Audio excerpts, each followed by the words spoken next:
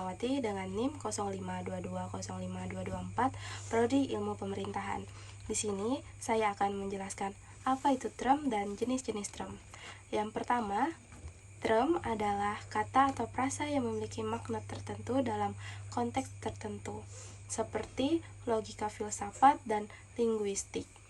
Dalam logika, term digunakan untuk membangun argumen dan kesimpulan yang valid.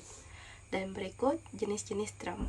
Yang pertama yaitu term tunggal atau term konkret. Term tunggal adalah istilah yang menunjuk secara langsung kepada satu individu tertentu. Term ini bersifat umum atau abstrak.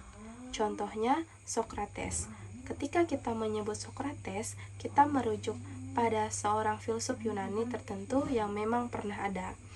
Yang kedua, term umum adalah istilah yang tidak menunjuk pada satu individu tertentu, akan tetapi pada sekelompok individu yang memiliki ciri-ciri atau sifat yang sama. Term ini mencakup banyak objek, contohnya manusia.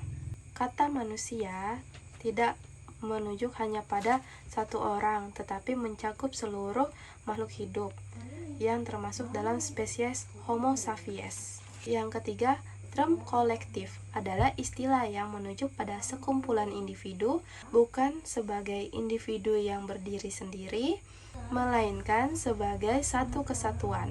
Contohnya, tim sepak bola.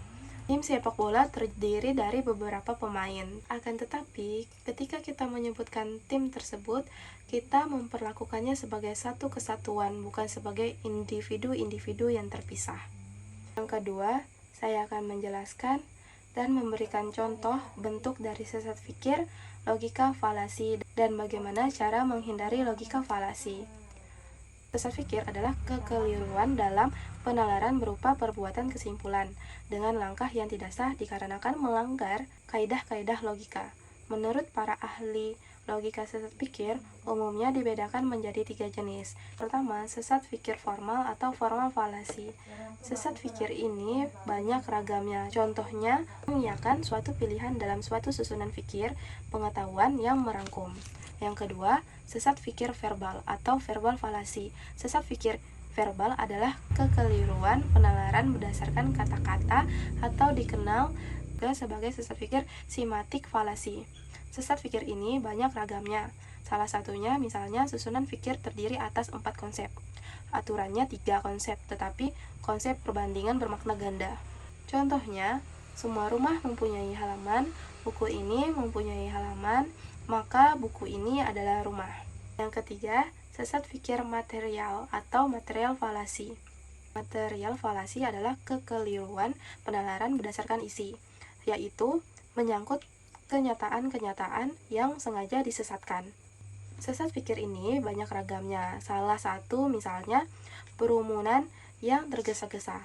Contohnya, ketika kita melihat banyak anggota legislatif yang korupsi, kemudian kita menyimpulkan semua anggota legislatif adalah korupsi.